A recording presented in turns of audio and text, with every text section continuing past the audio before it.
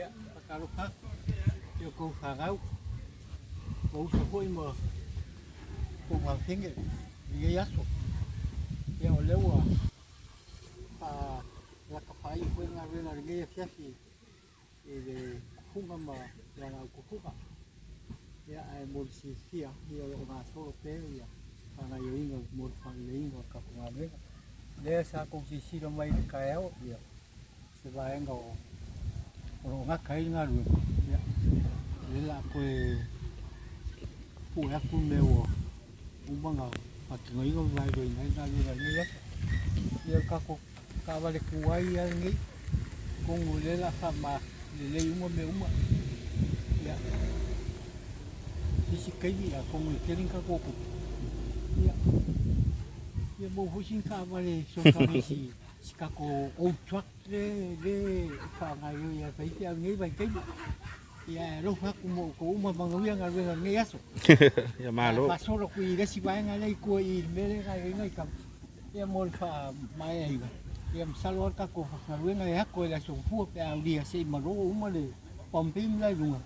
ya ko si lo mai foi le si swing ole le vai no nga wi ngai fa so so ngai uma i de wes ya malo wi ko ngar ba aftai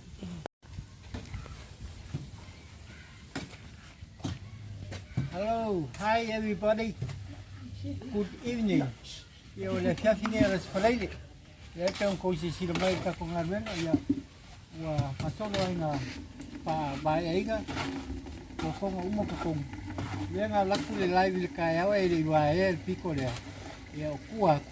Ona ya umo me ka u. Nga umo nga le mpuka. Ya la paka la mai. Ya sai si ngai si ba nga pe ku ni đâu đâu mua phao ngày ngày kinh nghề ku cái mẹ ấy ta ku phao chỉ mấy ya ole cô xí là mấy cái múc cái này ku bay rồi đúng không cái này là cặp phụ đó xí điếc ku rồi ya ole bên một cua bà lấy cô đây ku mới được yêu cầm phanh cá cầm mấy giờ mà còn ăn về rồi vậy đấy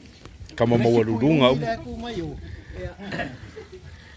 ka fenka fu ka mo mau o kama mau runga uma ia ole au ka muka le wai ia mangia kere fu fa na ba ro fa ku mo ko uma la ba mangia nge yas ya aftai